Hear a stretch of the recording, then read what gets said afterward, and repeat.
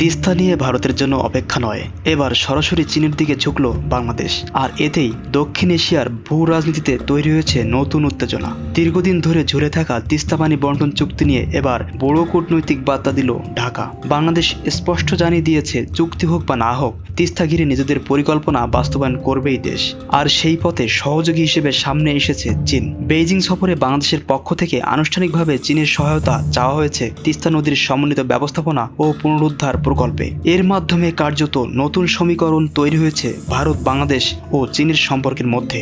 তিস্তা শুধু একটি নদী নয়, এটি উত্তরবঙ্গের লাখো মানুষের জীবন ও কৃষির সঙ্গে জড়িত।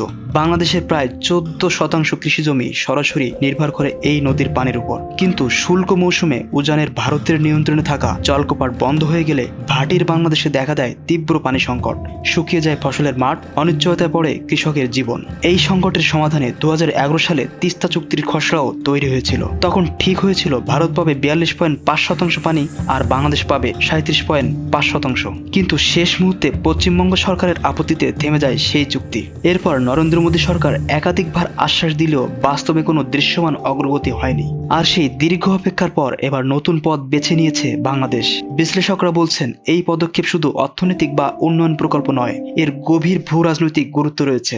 কারণ তিস্তার ভাটি অঞ্চল ভারতের সবচেয়ে স্পর্শকাতর শিলিগুড়ি করিডোর বা চিকেন নেকের খুব কাছাকাছি। এই সরু ভূখণ্ডই ভারতের উত্তর পূর্বাঞ্চলকে মূল ভূখণ্ডের সঙ্গে যুক্ত করে রেখেছে। ফলে তিস্তা প্রকল্পে চীনের সম্পৃক্ততা ভারতের জন্য নতুন কৌশলগত চাপ তৈরি করতে পারে বলেই মনে করছেন আন্তর্জাতিক বিশ্লেষকরা। সব মিলিয়ে প্রশ্ন এখন একটাই, তিস্তা কি শুধু পানি সংকটের বিষয়, নাকি এটি দক্ষিণ এশিয়ার নতুন ভূ রাজনৈতিক সংঘাতের কেন্দ্রবিন্দু হয়ে উঠেছে?